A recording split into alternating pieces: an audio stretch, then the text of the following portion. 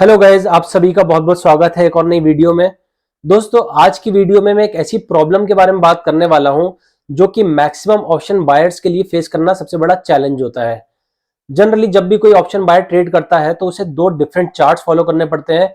Number one, spot chart, जहां पर वो अपनी सारी एनालिसिस करता है या फिर लेवल्स को ड्रॉ करता है और उसके बाद अपने एंट्री या फिर एग्जिट को प्लान करता है। सेकेंडरी, उसे प्रीमियम चार्ट फॉलो करना पड़ता है जहां पे वो एक्चुअल ट्रेड करता है या फिर एक्चुअल जहां पे उसे प्रॉफिट या फिर लॉस शो होता है। तो कई बार जब हम ट्रेड को पंच कर चुके होते हैं लाइव मार्केट में, तो ये दोनों चार्ट्स आपस में मैच नहीं करते, कोरिलेट नहीं करते। कई बार स्पॉट चार्ट मूव होता है लेकिन प्रीमियम चार्ट उस हिसाब से मूव नहीं हो पाता। कई बार प्रीमियम चार्ट में हमारा एसएल हिट हो जाता है लेकिन स्पॉट चार्ट में हमारा एसएल नहीं हिट होता। तो कई बार इस वजह से हम अपने ट्रेड को होल्ड करने लगते हैं। जो हमारी लॉस की कैपेसिटी थी प्रीमियम चार्ट में, हम उससे ज्यादा होल्ड करते हैं क्योंकि हम वेट करते हैं कि स्पॉट चार्ट में जब एसएल हिट होगा मैं तब एग्जिट करूंगा। इस इन दोनों के मिसमैच होने की वजह से हमारे जो ट्रेड्स हैं कई बारी मैक्सिमम लॉस में कन्वर्ट हो जाते हैं। तो रियलिटी में हमें क्या करना चाहिए, कौन से चार्ट को फॉलो करना चाहिए और किस तरीके से इन दोनों चार्ट में हम बैलेंस बना सकते हैं, इस वीडियो में जानने की कोशिश करते हैं। चलते हैं मेरी स्क्रीन पे और शुरू करते हैं आज की वीडियो। सो गाइज, मेरी स्क्रीन पे ऑलरेडी मैंने दो डिफरेंट चार्ट्स ओपन किए हुए हैं। लेफ्ट हैंड साइड में अगर आप देखोगे तो निफ्टी 50 का चार्ट है। राइट हैंड साइड पे जो है 22,900 की कॉल का चार्ट है। तो लेफ्ट साइड वाला मेरा हो गया स्पॉट चार्ट, ठीक है, और जो राइट वाला हो गया ये मेरा हो गया प्रीमियम चार्ट, ठीक है। तो इसको इंडिविजुअली हम कैसे देखेंगे या फिर कैसे हमें प्रोसीड करना चाहिए इन दोनों चार्ट के साथ, वो मैं आगे कंटिन्यू करने वाला हूँ इस वीडियो में। जनरली सबसे पहले हमें अपनी एनालिसिस को करना होता है। एनालिसिस करने के लिए आपको प्रीमियम चार्ट की जरूरत नहीं है। आप सिंपली आपका जो भी इंडेक्स है, स्पॉट चार्ट है, आप उसको ओपन करें। उसके ऊपर अपने जो भी लेवल्स हैं, स्टडी है, उसको मार्क करना शुरू करें।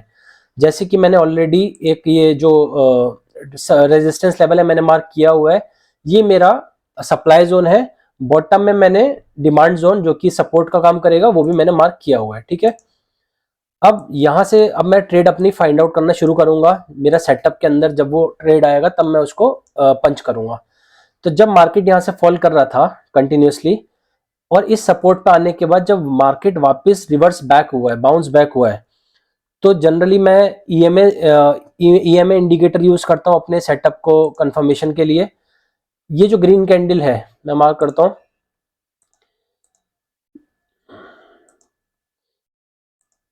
ये ग्रीन कैंडल है जिसने ईएमए के ऊपर क्लोजिंग दी है। जब ये कंफर्मेशन मेरे को मिला तब मेरा सेटअप एक्टिवेट हुआ, तब मेरा जो व्यू था वो बुलिश बन गया था। अब मुझे इस पे ट्रेड लेना है जो कि मुझे लॉन्ग पोजीशन पे लेके जानी है, ठीक है। लॉन्ग पोजीशन पे जाना है मुझे। अब उसके लिए मेरे को सेकेंडली मेरे को प्रीमियम चार्ट पे जाना पड़ेगा, ठीक है। अब मैं सेम कैंडल को मार्क करने वाला हूं जो कि मैंने स्पॉट पे की थी, वो सेम कैंडल अब मैं प्रीमियम चार्ट पे भी मार्क करूंगा, ठीक है। ये मैंने प्रीमियम चार्ट पे भी उस कैंडल को मार्क कर लिया। अब जो भी मेरा रिस्क टू रिवॉर्ड होगा या जितना भी मेरा प्रॉफिट होगा, लॉस होगा, सारी चीजें मुझे प्रीमियम चार्ट के ऊपर ही एनालाइज करनी है। स्पॉट चार्ट का काम सिर्फ इतना था कि मेरे को सेटअप फाइंड करके दिया उसने और मेरे लेवल्स को फाइंड आउट करके दिया, ठीक है। अब सेटअप मिलने के बाद जब मैं ट्रेड पंच करूंगा उसके बाद मेरे को स्पॉट चार्ट से ज्यादा मतलब नहीं होना चाहिए। मेरे को सिर्फ और सिर्फ प्रीमियम चार्ट से ही लेना देना होना चाहिए। अब एंट्री करने के बाद मेरे को एंट्री एग्जिट कैसे करना है, ये कैंडल क्लोज हुई, मेरे को यहां से मेरी लॉन्ग पोजीशन बनानी थी। कैंडल के लो पे मेरे को एसएल प्लान करना था और मैंने 1:2 नियरली 2.5 के आसपास का टारगेट प्लान किया इसमें, इस ट्रेड में, ठीक है। जैसी मैंने ट्रेड में एंटर किया, सेकंड जो कैंडल थी ग्रीन वाली वो भी मेरे फेवर में गई, बट मेरा टारगेट नहीं मिला उसमें। लेकिन जो थर्ड कैंडल है उसने मेरा स्टॉप लॉस को हिट किया आके। मैं इसको भी मार्क करता हूँ, ये जो रेड कैंडल है इसने मेरे स्टॉप लॉस को हिट किया। तो यहाँ पे ऑटोमेटिकली जो मेरी पोजीशन थी वो स्क्वायर ऑफ हो गई और मैंने लॉस बुक कर लिया इस पर्टिकुलर ट्रेड में, ठीक है। अब गलती क्या होती है, बहुत से लोग कैसे करते हैं वो मैं आपको बता रहा हूँ कि जिसकी वजह से जो लॉस होता है वो ऑलमोस्ट डबल हो जाता है या फिर बढ़ जाता है, उसका रीजन मैं बता रहा हूँ आपको। प्रीमियम चार्ट में मेरे को फेयर इनफ दिख रहा है कि मेरा जो एसएल है वो हिट हुआ है। एसएल मेरा था, लेवल भी लिखते हैं इसमें, एसएल मेरा 222 का था, ठीक है। इस 222 पे प्राइस आया और मेरा एसएल को उड़ा दिया, ठीक।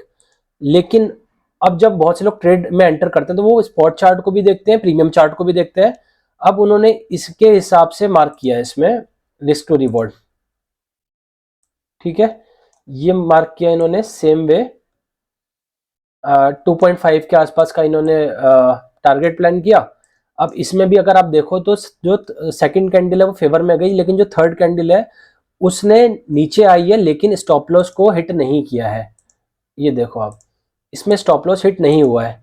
इसका मतलब अगर मैं स्पॉट चार्ट को फॉलो करता तो अभी भी मैं इस ट्रेड में बना रहता और मैं आगे इसमें कंटिन्यू करता, लेकिन प्रीमियम चार्ट में वो मेरा स्टॉप लॉस हिट कर चुका है। अब सबसे बड़ा डाउट यहीं पे आता है कि अब इस सिचुएशन पे मुझे क्या करना चाहिए। क्या मुझे प्रीमियम चार्ट में एसएल ले लेना चाहिए, या फिर स्पॉट चार्ट में मेरे को नहीं स्पॉट एसएल को हिट किया तो क्या मुझे वेट करना चाहिए? इसका जवाब मैं आपको दे रहा हूँ, और जरूरी नहीं है कि आपकी भी ओपिनियन मुझसे मैच करे, but to the best of my experience जो मैंने सीखा है मैं उसके बेस पे आपको बता रहा हूँ कि जब स्टॉप लॉस हो आप प्रीमियम चार्ट के हिसाब से लें। होता क्या है, जनरली जब प्राइस स्पॉट चार्ट में ज्यादा तेजी से मूव नहीं करता तो कहीं ना कहीं आईवी का फैक्टर आ जाता है या फिर थीटा डिके का फैक्टर आ जाता है, जिसकी वजह से जो हमारे प्राइजेस हैं वो फॉल तेजी से करते हैं। ठीक है, अब यहाँ तो कोइंसिडेंस की बात थी कि इसने जस्ट हिट किया हमारा एसएल और फिर वापस से हमें ग्रीन कैंडल में लेके चला गया काफी अच्छा सा, लेकिन हर बार ऐसा जरूरी नहीं होगा। हो सकता था यहाँ पे कि जो ये वाली रेड कैंडल थी यहाँ पे ये कैंडल ना बन के इतनी बड़ी कैंडल भी बन सकती थी।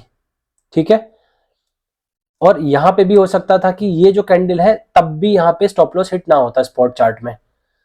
और अगर मैं वेट करता स्पॉट चार्ट में हिट करने का और यहाँ पे प्रीमियम में ऑलरेडी मेरा इतना डाउनफॉल चले जाता तो ऑलरेडी जो मेरा रिस्क टू रिवॉर्ड था 2.5 का बिल्कुल खत्म हो जाता। जहां पे मेरे को लॉस लेना था 1000 रुपए का फॉर एग्जांपल, मेरे को यहाँ पे कम से कम 1800 2000 का डबल का स्टॉप लॉस देना पड़ जाता, जस्ट बिकॉज कि मैं वेट कर रहा हूँ स्पॉट चार्ट में भी हिट करने का। तो मेरा ओपिनियन ये है कि आपको स्पॉट चार्ट के हिसाब से बस एंट्री और एग्जिट देखना है, सेटअप देखना है, लेकिन जो बुक करना है प्रॉफिट या फिर लॉस वो आप प्रीमियम चार्ट पे ही करें। उससे आपके जो लॉसेज है वो कंट्रोल्ड रहेंगे। हाँ, एक चीज मैं मानता हूं कि बार बार ऐसा नहीं होगा कि प्राइस आएगा टच करेगा और ऊपर निकल जाएगा। हो सकता है प्राइस ज्यादा भी फुल कर जाए, हो सकता है प्राइस बिल्कुल थोड़ा सा टच होने से बचे और उसके बाद बाउंस बैक कर जाए।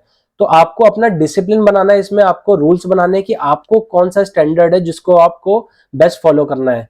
तो मेरे हिसाब से प्रीमियम चार्ट को फॉलो करना ज्यादा बेटर रहता है, उसमें आपका रिस्क जो है डिफाइंड है ना। आप चाहो तो अपने स्टॉप लॉस को पहले से जो ऑर्डर है वो लगा के छोड़ भी सकते हो। आपको पता है कि अगर मैंने 1000 रुपए का रिस्क लिया तो वो 1000 रुपए ही जाने वाला है। ठीक है, तो ऐसा हर बार नहीं होगा कि आपका स्टॉप लॉस हिट होगा, लेकिन कभी कभी जब बड़ा लॉस होने के चांसेस होते हैं तो वो आप बच सकते हो उस केस में। ठीक है, तो आई होप आपको ये थोड़ा सा कॉन्सेप्ट जो मैंने आपको ब्रीफ में बताया है समझ में आया होगा और कुछ सीखने को मिला होगा। अगर वीडियो अच्छी लगी हो तो चैनल को सब्सक्राइब कीजिएगा, वीडियो को लाइक कीजिएगा, नीचे कमेंट जरूर छोड़िएगा, and see you in the next video. Have a good day.